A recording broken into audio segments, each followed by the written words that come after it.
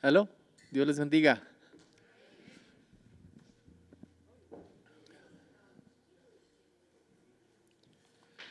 Buenos días, mis hermanos, y que Dios les bendiga a todos ustedes. Y bueno, nos hicieron la invitación y no la podemos despreciar. Y quisiera empezar diciendo lo que el salmista nos dice en el libro de los Salmos.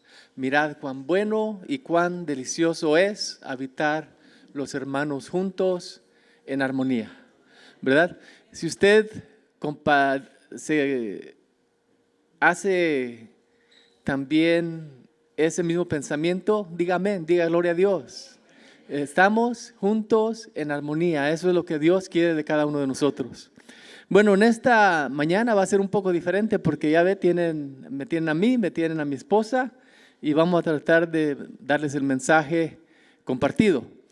Y nos damos cuenta que hoy necesitamos más entender que Dios quiere que estemos en unidad, así como dice el salmista, ¿verdad? Juntos y armoniosamente. La iglesia, como el cuerpo de Cristo, ha sido influenciada por la sociedad, por los medios de comunicación, por todas las cosas que nos bombardean a no ser unidos, sino a ser individualistas. Y no es lo que Dios quiere de nosotros. Dios quiere que nosotros seamos unidos, que estemos juntos en una sola mente, compartiendo del mensaje que Él nos da en comunidad, ¿verdad?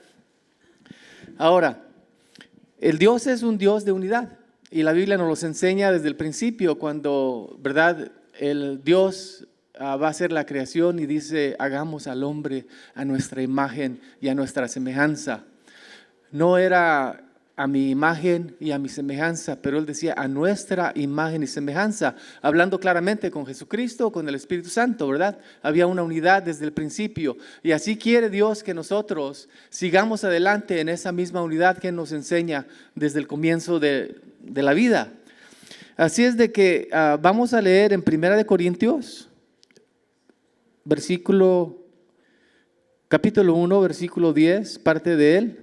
Y dice, sean todos de un mismo parecer, unidos en pensamiento y propósito.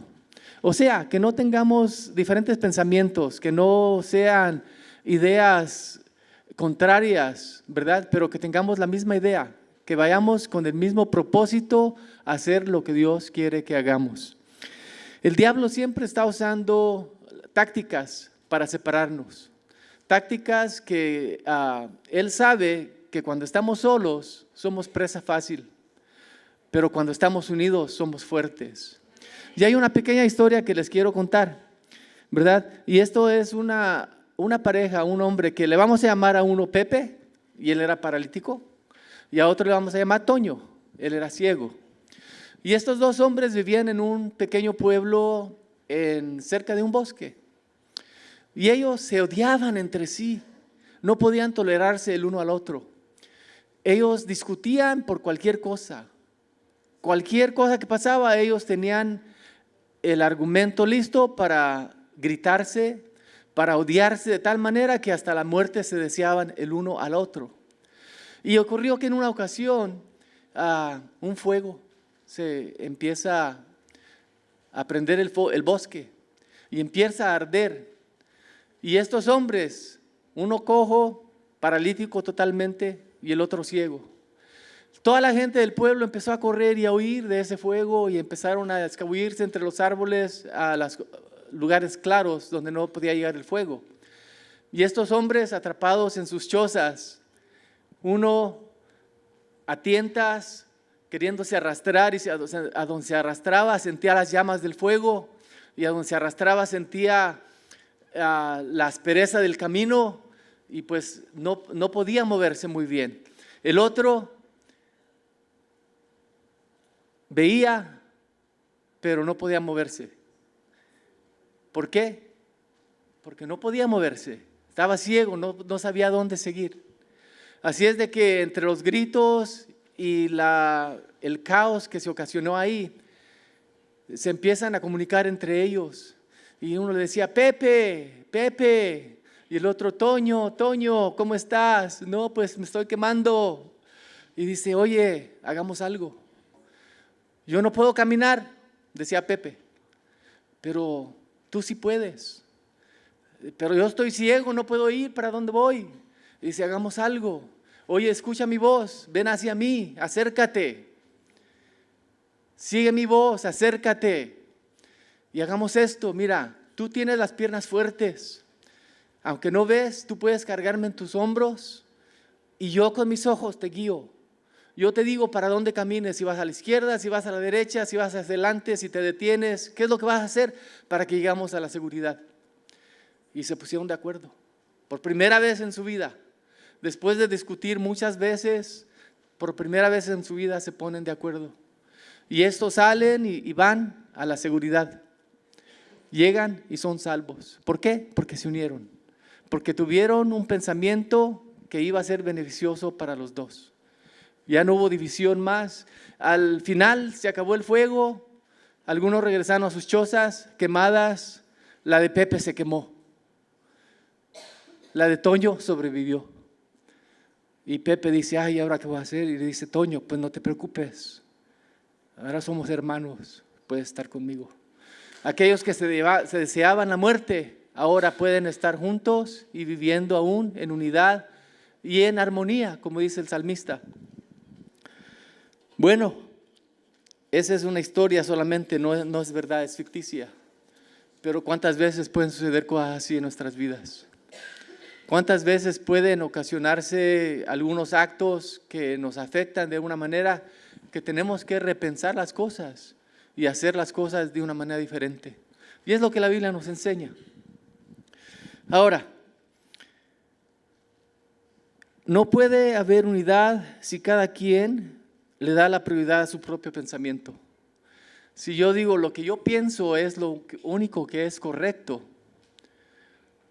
no tengo la mente abierta para pensar que uno de ustedes, alguna otra persona, puede pensar y tener un mejor pensamiento aún que mi mismo pensamiento, yo estoy mal, ¿verdad? Tenemos que tener esa mentalidad de que uno de los otros puede ser el genio y quizá yo tenga el que tenga que seguir, ¿verdad? O sea, no podemos estar confiados a que yo solamente puedo ser la cabeza. La cabeza es Cristo, Él es el que nos guía. La cabeza es el Señor, Él es el que nos lleva a toda cosa buena. Ahora el diablo nos quiere llevar a toda cosa mala. Sigamos el ejemplo mejor de Cristo. Entonces, ¿qué dice la palabra de Dios en cuanto a la unidad? En Efesios 4, 1 al 3. Dice, por lo tanto, yo, prisionero por servir al Señor, les suplico que lleven una vida digna del llamado que han recibido de Dios. Sean siempre humildes y amables. Sean pacientes unos con los otros y tolérense las faltas por amor. Hagan todo lo posible por mantenerse unidos en el Espíritu y enlazados mediante la paz. Ahora, primeramente, Pablo nos llama a vivir dignamente del llamado. El llamado que Dios nos hace a cada uno de nosotros. Aunque nosotros seamos personas simples, tenemos algo especial de parte de Dios que podemos compartir con otros. El llamado que Dios nos hace es de ir y hacer unidad entre los que están desunidos. El llamado que Dios hace con nosotros es de ser los que unifican, no los que dividen. Ahora, esto es lo que Pablo comienza a abordar aquí. Dice, y 4 cosas enumera él a las que debemos pensar y prestar atención para llevar a cabo esta visión de unidad con el Señor y los demás. Hablan de las formas en que debemos comportarnos con otros creyentes, y esto es humildes, amables, pacientes y tolerantes. ¿Y para qué? La pregunta es, ¿para qué? Debemos tener estas cualidades para preservar la unidad del Espíritu, porque sin ellas solamente podemos dividir. Así es de que ahora les paso por unos minutos a mi esposa y después regreso yo. Gracias. Buenos días, el Señor les bendiga. Y bueno, Pablo nos llama a vivir una vida digna de nuestro llamado. ¿Cómo podemos vivir esta vida digna del llamado?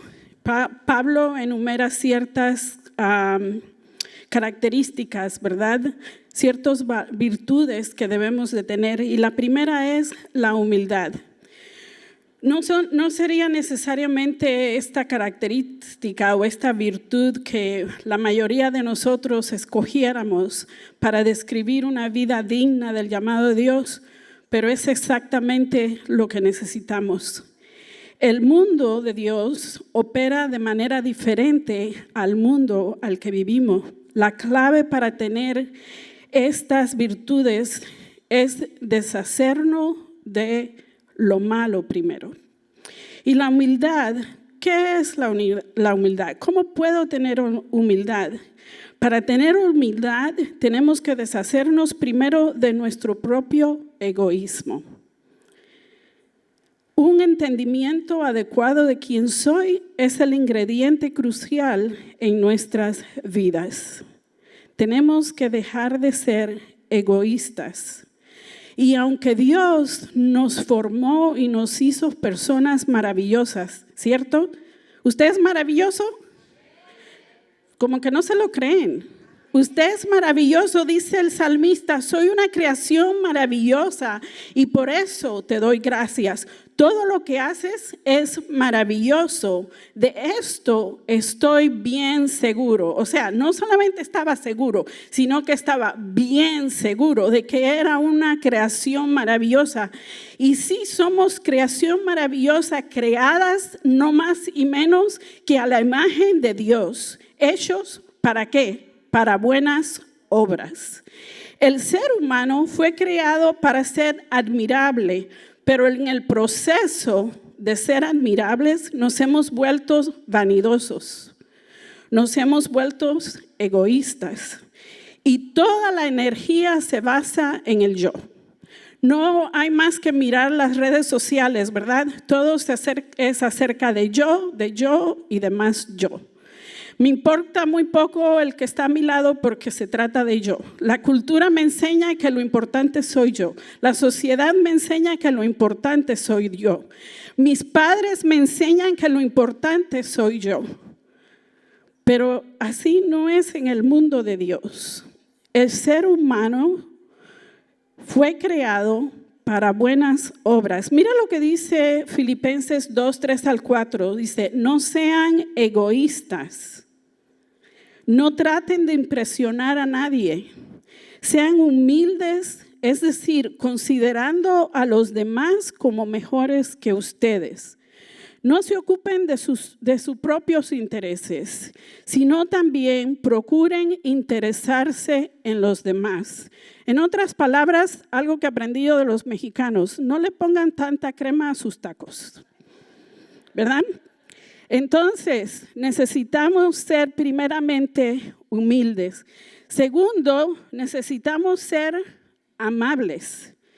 Dios quiere que manifestemos una actitud de amabilidad en nuestras vidas con nuestras relaciones humanas. Nuestras relaciones interpersonales deben de ser de una relación de amabilidad que se ocupa en la forma amable de responder a las personas con las que diferimos.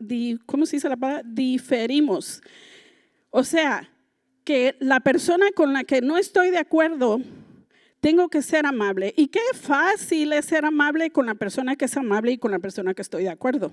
Pero qué difícil, y yo, Ismari, que cojea de la pata de amabilidad, qué difícil es ser amable con una persona que es gruñón, ¿verdad? Me contestan mal, me hablan mal. Mi humanidad, seamos realistas, mi humanidad es contestar no muy amable. Pero Pablo dice, si tú quieres que la iglesia esté unida, tienes que ser amable. Necesitamos buscar que el Espíritu Santo nos ayude a ser personas gruñonas, personas como amables. En el idioma original en el que Pablo escribe esta carta, obviamente Pablo está escribiendo en griego y esta palabra amables en el griego Se escribe o se pronuncia epieikis. Para este mundo greco-romano, la palabra epieikis, tenía una cantidad de resonancias. O sea, que no solamente es la palabra amable, sino que tenía otras resonancias. Y si pudiéramos leer el versículo que leímos, que todo el mundo se dé cuenta de que ustedes son buenos y amables, en la palabra original pudiera decir: vuestra amabilidad sea conocida de todos los hombres. ¿Hello? Todos. Un absoluto. Los hombres, los que estamos en la iglesia, ¿incluye a todos? ¿Quiénes son todos? También los que están afuera. So que todos los que nos estén mirando puedan ver que tenemos amabilidad.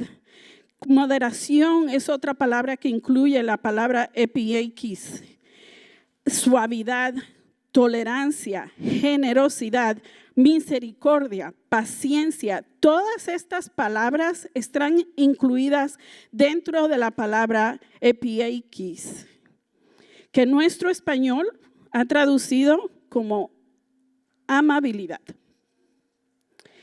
Epieikis se menciona en la Biblia en varias ocasiones y quizá la esencia de esta palabra la podemos entender más cuando Santiago escribe en el capítulo 3, versículo 17. Y si lo tenemos en la pantalla, dice: en cambio, okay, hay una pausa, hay una coma, en cambio, ¿a qué? O sea, tiene que haber algo que está contradiciendo, hay una diferencia. En cambio, ¿a qué? Pero si regresamos al mismo capítulo, versículos 14 al 16, se los leo. Pero si ustedes, llenos de celo y rivalidad, no tienen por qué darse de sabios. Hello. ¿Soy sabio? Pero si soy lleno de celo y rivalidad, no tienen por qué darse de sabio. Su orgullo es una mentira que oculta la verdad. Está un poco fuerte Santiago, ¿verdad? Esa no es la clase de sabiduría que viene del cielo, sino terrenal, producto de la mente, aunque en realidad, y aquí viene el vaso de agua fría, aunque en realidad viene del demonio. Por eso, donde hay celos y rivalidad, también hay desorden y toda clase de mal. Entonces, Santiago está escribiendo, esto es lo que eran antes ustedes cuando no tenían a Cristo en su corazón. Pero ahora regresamos al 17 y dice: en cambio, el contraste viene aquí. En cambio, los que tienen la sabiduría que viene ¿de dónde? No hacen ¿qué? Al contrario, ¿qué hacen? Buscan la paz. Son ¿qué? Obedientes y amables con los demás. Se compadecen de los que sufren y siempre hacen lo bueno. Tratan a todos de la misma manera y son verdaderamente cristianos. ¿Es que acaso si no hago esto no soy verdaderamente cristiano? No lo digo yo, lo dice la palabra. Analícenlo y piensen ustedes en esto. Si tengo la sabiduría de Dios, hago lo bueno, busco la paz, soy obediente y soy amable. La sabiduría que se parece a Dios es contraste a la sabiduría carnal, a la sabiduría humana. En otras palabras, la amabilidad, la gentileza tiene su mayor resonancia cuando la usamos en situaciones donde lo contrario sería lo natural, el conflicto, la ira, el buscar la revancha. Pero Pablo le dice a Tito en la epístola de Tito, en el capítulo 3, versículo 2, acerca de cómo debe comportarse un cristiano, y dice: no deben de hablar mal de nadie, ni discutir. deben ser amables con todos. Otra vez la palabra todos, como que esta palabra me cae mal. Todos. Si hiciéramos conciencia de eso, todos, un absoluto, incluye a todos. Los que me caen bien, los que me caen mal, los que son gorditos, los que son flaquitos, los que son bajitos, los que son trigueños, los que son oscuros, los que son blancos, los que son rubios, todos. Y mostrar humildad en su trato con los demás. Entonces, tenemos que ser humildes, tenemos que ser amables. Y ahora viene otro. Cuando yo estaba escribiendo este sermón, dije, bueno, Señor, really, hello, me estás dando, pero bien duro, porque algo que no tiene Ismari es paciencia. Entonces, pero necesitamos ser pacientes. La paciencia es un ejercicio de la mansedumbre. Cuando soy una persona mansa, amable, soy paciente. Y la tolerancia es un ejercicio de la paciencia. Cuando ejerzo la paciencia, entonces soy tolerante. Podemos preservar la unidad de la iglesia por ser pacientes.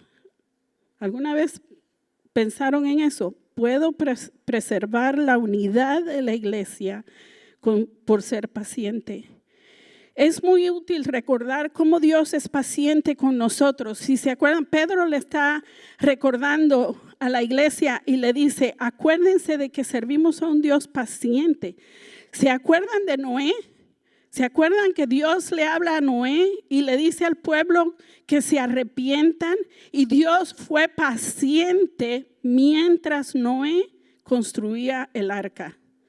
¿Verdad? Dios es paciente. Nehemías nos recuerda también que dice, pero tú eres Dios perdonador, el clemente y piadoso, tardo para la ira y grande en misericordia. La actitud paciente no se da por vencida en la gente y no busca o no cede a la derrota. Se lo vuelvo a decir. La actitud paciente no se da por vencido en la gente y no cede a la derrota. La paciencia se ejerce en la colación del uno con el otro.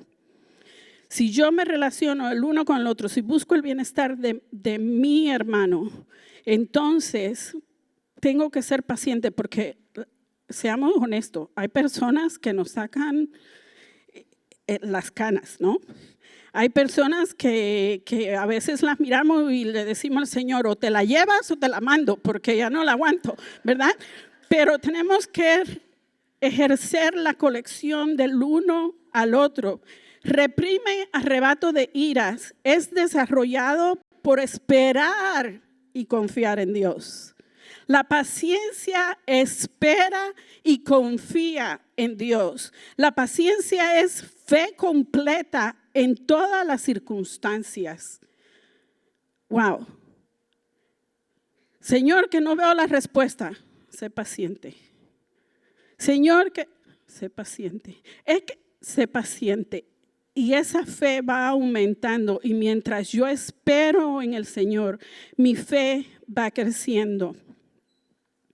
Nuestra responsabilidad es la de preservar la unidad en la iglesia con toda humildad, mansedumbre, paciencia y por último, tolerándonos unos a otros. ¿Y cómo nos toleramos? En amor. Tolerantes unos con otros en amor. El desenvolvimiento de esta actitud está buscando el mayor bienestar de la otra persona. Romanos 12, 16 al 17 dice, vivan siempre en armonía y no sean otra vez esa palabra, ¿no sean qué? ¿No sean qué? Si no traten como iguales a la gente humilde, no se crean O sea, no le pongas mucha crema a tu taco. No te creas más inteligente que los demás. Si alguien te trata mal, no busques pagarle con la misma moneda. Al contrario, otra vez la palabra que nos hace reflexionar, ¿verdad? Un contraste. Al contrario, busquen siempre hacer el bien con todos. Necesitamos mostrar tolerancia a través del poder del amor de Dios. Debemos perdonar como Él nos ha perdonado. Y es que algunas de ustedes, las mujeres más que todas, que cuando he hablado con ellas, les digo, yo soy muy visual. O sea, yo me imagino cómo Dios reacciona a nuestra vida y a nuestro diálogo diario muchas veces, ¿no? Y Dios nos dejó, o Jesucristo le dice a las personas cuando estaba hablando con los discípulos y les dice, y te voy a enseñar a orar. Cuando ores, ora así. Y todos lo sabemos, ¿verdad? El Padre Nuestro. Hay un área en el Padre Nuestro que dice, perdónanos así como nosotros. Sí se lo saben, ¿verdad? Así como nosotros perdonamos, ¿verdad? Y muchas veces cuando estamos enojados o hemos tenido algo con alguien, digo que te perdone Dios porque yo no te voy a perdonar. Y entonces vamos a donde está y nos arrodillamos y rendimos nuestra vida al Señor. Señor, perdóname. Y esto es lo que yo me imagino. Este es Dios. Hello, que te perdone. ¿Y a María? ¿Qué pasó con María? Y allá Lolita, ¿qué pasó con Lolita? No, Señor, perdónala tú. Pero, Señor, perdóname así como yo, ¿qué? Perdóname así como yo. Me están diciendo que me venga para acá. I'm sorry, yo soy de las que me muevo, estoy tratando de ser tranquilita. Entonces, la actitud de amabilidad se trata más bien de una básica gracia cristiana en semejanza a Dios. O sea, que si yo soy amable, si yo soy tolerante, si yo soy paciente, si busco la unidad del otro, es un reflejo de la gracia que Dios ha tenido hacia mí y ahora yo la reflejo hacia mis semejantes. La actitud de amabilidad, de paciencia y tolerancia misma de Jesús para con la gente molestaba a los líderes religiosos, porque esto es algo fuera de, como en Cuba dicen, fuera de base. No sé si entienden la expresión, o sea, como que está fuera de serie, o bueno, por ahí va. Y los religiosos se quedaban como, hello, ¿cómo es que tú puedes hacer esto? Y ¿cómo es que tú le dices a la mujer adúltera, vete y no peques más? Yo tampoco te condeno, vete y no peques más. Y es que Jesús buscaba traer sanidad a la tierra, traer restauración a nuestras vidas. Y él decía, porque no envió Dios a su Hijo al mundo para condenar al mundo, algo que muchas veces nosotros que somos creyentes, que somos cristianos, que estamos lavados en la sangre de Cristo, somos muy buenos para condenar. Pero Jesús dice, porque no envió Dios a su Hijo al mundo para condenar al mundo, sino ¿para qué? Para que el mundo sea salvo por medio de él. Y el apóstol Pablo resume estas características de la unidad diciendo qué hacer. Necesito ser amable, paciente, tolerante. ¿Cómo? ¿Qué quiere? ¿Cuáles son estas características? ¿Cómo las resume Pablo? Dice, hagan todo lo posible por vivir ¿cómo? ¿Vivir cómo? Para que no pierdan la unidad que el Espíritu les dio. Y es que el Espíritu ya nos dio la paz Y si hay paz, hay unidad. Vea, Dios decide que la gente necesita un redentor y decide enviar a su Hijo a la tierra. Y Jesucristo se despoja. Imagínense, se quita su vestidura de Hijo de Dios, de parte de la Trinidad, de vivir en el cielo, en las alturas. Se quita todo. Se despoja a sí mismo y vive entre los hombres como hombre. Y Jesucristo se encuentra viviendo en la tierra y experimentando lo que tú y yo experimentamos: dolor, soledad, traición. Y Jesucristo está allí y se siente solo. La palabra de Dios dice, ¿verdad?, que Él grita: Padre, ¿por qué me has abandonado? Quiere decir que se sentía solo. Y yo me imagino, esta no es teología, o sea, no está escrito en la Biblia, pero yo me imagino que en ese momento el dolor de Dios al ver a su Hijo en la cruz fue tan grande que Dios estaba en silencio, así como muchas veces está en silencio en nuestras circunstancias, pero que sigue ahí presente. Y Jesús experimentó soledad. Jesús experimentó dolor. Fue traspasado por mis culpas, por tus culpas. Sintió sed. En la cruz dijo, ¿verdad? Tengo sed. Así que Jesús pasa todo esto para que hoy usted y yo podamos gozar de nuestra salvación y de nuestra redención. Y Jesús dice: te voy a mandar el Espíritu Santo para que te selle. O sea, voy a hacer el trabajo completo, te voy a sellar y en ese sello te voy a dar la paz. Por medio del Espíritu Santo viene la paz a tu corazón y no como el mundo la da. Dice Pablo, es una paz que no es como el mundo la da. Es una paz que va mucho más de tu entendimiento. Es una paz que Dios te dice, tu cerebro finito no puede entender lo infinito de Dios. Es una paz que no es circunstancial. Porque si tengo dinero en el banco, tengo paz. Si tengo salud, tengo paz. Si mis hijos van en buenos caminos, tengo paz. Pero esa es una paz circunstancial. Cuando no hay dinero, cuando los hijos no se portan bien, cuando llega la enfermedad, dice, a pesar de esta circunstancia, yo te doy mi paz. Esa paz que sobrepasa tu entendimiento, porque no lo puedes entender, porque hay cosas que tú no puedes entender. Pero sí puedes saber que la paz de Dios está contigo. Es esa paz que dice que aunque tengo momentos difíciles financieros, tengo paz. ¿Por qué?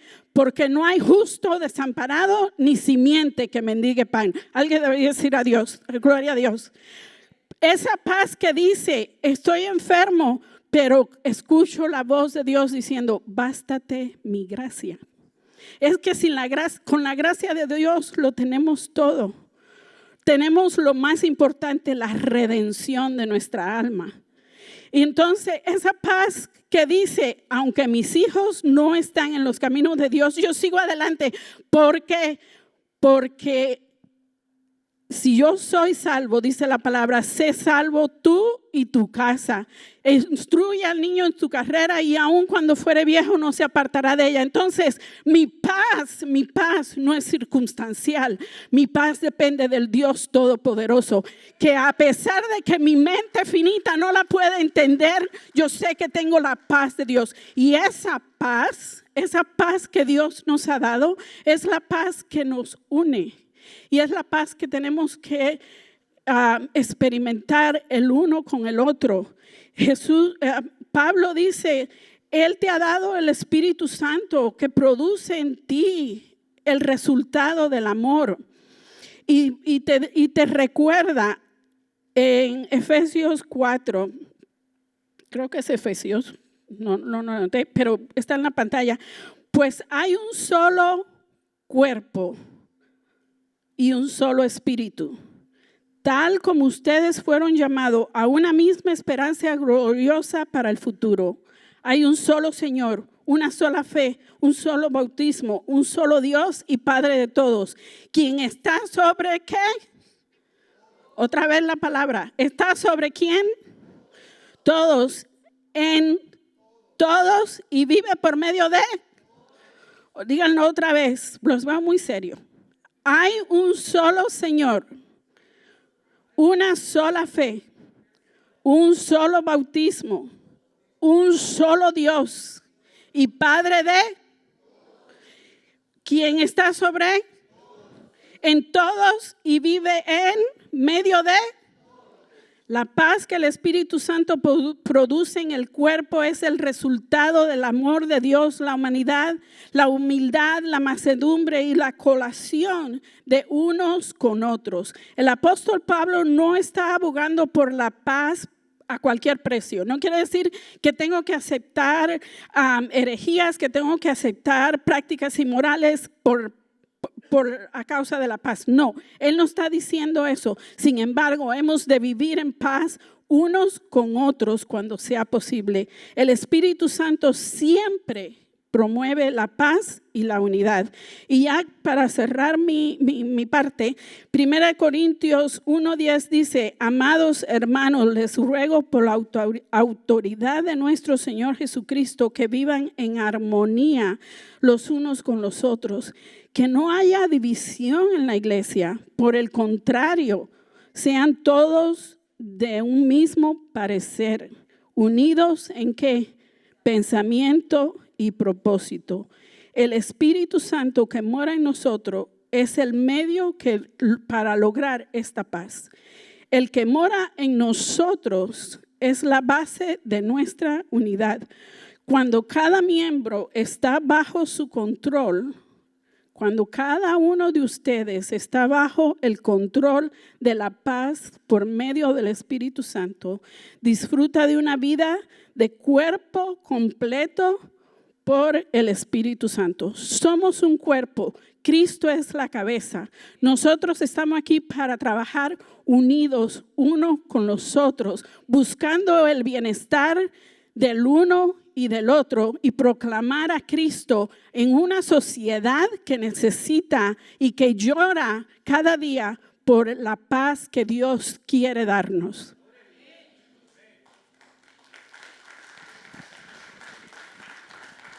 Gloria a Dios. Bueno, el mexicano del que ella hablaba soy yo. Y ella es la crema de mis tacos. Gloria a Dios. Bueno, aquí hay algunos principios permanentes y aplicaciones prácticas. Dice: cuando hemos experimentado la gracia de Dios, queremos vivir una vida digna de nuestro llamamiento y ver a Dios tocar todos los aspectos de nuestra vida personal.